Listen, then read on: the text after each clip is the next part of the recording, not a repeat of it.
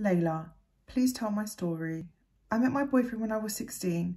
He was my first ever relationship, and looking back, there were early warning signs, but I just missed them.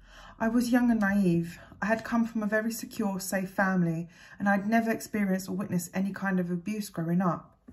On our first date, he seemed kind and caring, although a little bit intense. He spent most of the date telling me how pretty I am and how lucky he was to have found me and that he could see a great future for us. I thought it was sweet how often he messaged me, and the fact that after our first date, he asked me if I was now his girlfriend. I was a bit confused and turned him down initially, and he took a lot of offence to this, so I eventually gave in and said yes. Once we became a couple, he wanted to see me every weekend and as many days of the week as possible.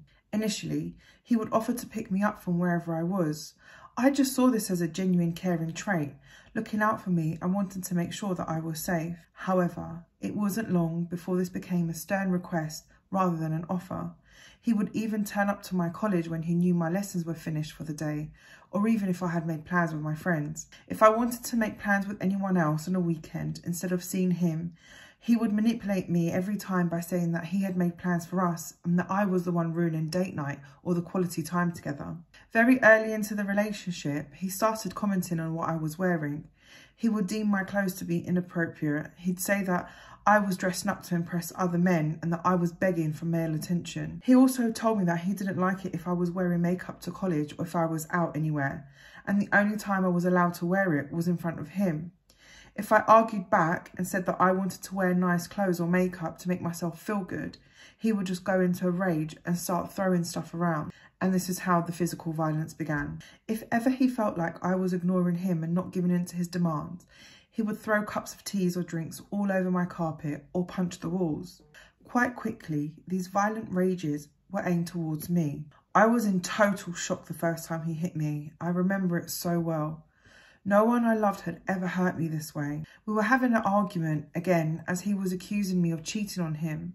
According to him, I was always making too much of an effort to look nice for other men. He was persistently checking my phone and always looking at my Facebook, but this day I refused to let him. I'd had enough of the constant harassment when I knew that I was doing nothing wrong. This sent him into a rage, and I'd never seen him look at me this way before. He grabbed my head and he smashed it against the chest of drawers. He then held me down and punched me so hard in my ear that it was ringing for hours afterwards.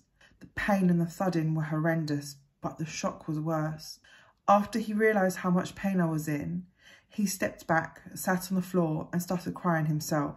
He then went on to punch himself in the head, saying how sorry he was and that he would never do it again, and that he just didn't know what else to do because I was the one who wasn't listening to him. I forgave him and I just blamed it on his troubled past. I believed him when he promised that it would never happen again. In the days to follow, my ear was bruised, black and blue, and the pain was horrific. I covered it with foundation so that my parents wouldn't see it, and I kept my hair down for the next week. I did take photographs of the bruising on my ear at that point, but I wasn't really sure what I was going to do with it. I knew what he had done was wrong, but I thought it was a one-off, a mistake, and he knew how badly he had hurt me and how scared I was. But it wasn't long before I realised that this wasn't the case at all.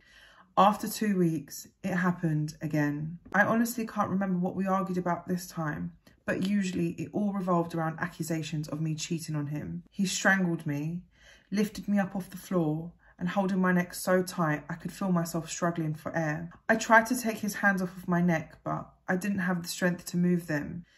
Eventually, I lost consciousness and I passed out, hitting my head again on the chest of drawers. He told me afterwards that he thought he had killed me. He said he sat there contemplating running out of the house. After I gained consciousness, we went through the same cycle as he sobbed again, said that he was sorry again, and that it wouldn't happen again. These attacks of strangulations, punching, hitting and kicking became a regular occurrence, and they were now happening at least 2 to 3 times a week. After a year into the relationship, I fell pregnant and the attacks got worse. I was young, but I knew I couldn't bring a child into this environment and risk never being able to get away from him.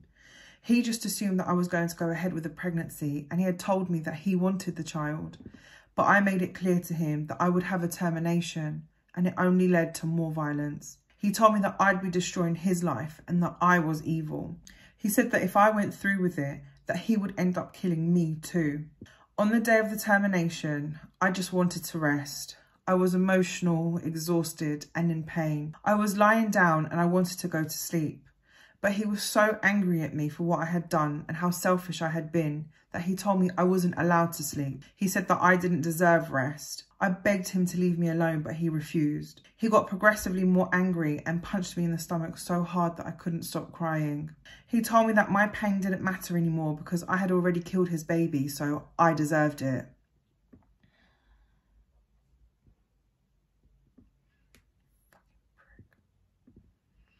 He then grabbed a Stanley knife, held me by my throat and told me that he was going to kill me. He said that I had done the worst thing possible to him, so why shouldn't he take my life too? I sat silently and I didn't move. I didn't make a sound. I was worn down and I didn't know what to say or do to make him stop. Suddenly, he seemed to realise that he'd gone too far and he stopped. He sat on my bedroom floor and he repeatedly cut himself with a knife. I begged him to stop, but he continued. He said that I had drove him to do it. After this attack, I tried to end the relationship. I told him that I couldn't cope with the abuse anymore, but I was only able to stay away from him for a matter of weeks. He said that he started going to counselling and was finally getting the help that he needed. He told me he recognised everything he had done was wrong and that if we were able to give the relationship another go, he would never do those things again. I was hesitant, but it seemed like he really had changed. And at first, everything seemed great. But after just a month of being back together, the abuse started all over again. This time, he grabbed me by my hair and slammed my head into the wall, all because I didn't show up to a surprise date night that he had planned for me, of which I had no prior knowledge of.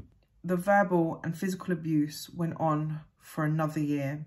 Some days he would tell me I was ugly and fat and that he would rather sleep with my sister than me and that I was nothing, I repulsed him and that he could do so much better. He said that I should feel lucky to have him.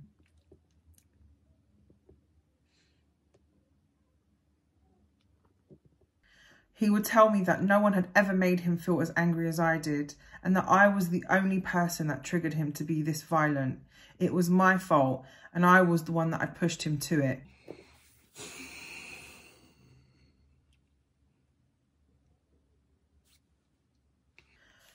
Fucking prick.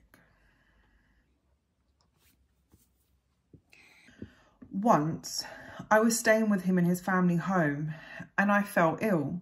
I was so sick that I couldn't make it in time for the bucket or the toilet, so I threw up all over the floor. He was screaming at me for what I had done, said that I was disgusting. He couldn't believe how incapable I was to even make it to the toilet. He started swearing at me and telling me to clean it up and get out of the house. He didn't once offer any help or sympathy. He just continued to shout in my face for being such a nuisance. He had even told his dad what he had been doing to me. His dad's response was, "All women need to be put in their place. She needs to learn when to shut the fuck up. And if that means a slap or a punch, then that's what you need to do." Who the fuck says this stuff?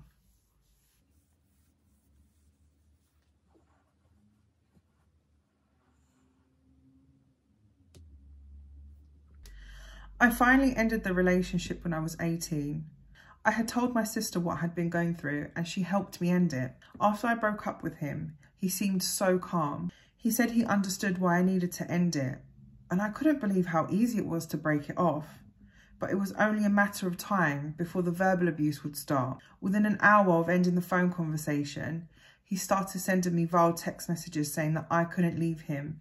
He was the one to call the shots and that I couldn't just end the relationship. He said that he was going to kill me and my entire family. He said that we would get what we deserved and I wasn't going to get away from him that easily. But I didn't respond to him or his threats, and thankfully, I never spoke to him again. However, when I fell pregnant with my first child, he messaged me on Facebook congratulating me on my pregnancy. I automatically blocked him and deleted the message, and the fear and sickness that I felt knowing he had seen me was overwhelming. This relationship ended over 10 years ago. I'm 28 now and I have a family of my own. and I'm only now coming to terms with the trauma that the abuse caused and how deeply it has affected me and my ability to form relationships because of how angry it left me. For years after the relationship ended, I convinced myself that I was fine, that it hadn't affected me. I would laugh about the things he had done to me as a coping mechanism.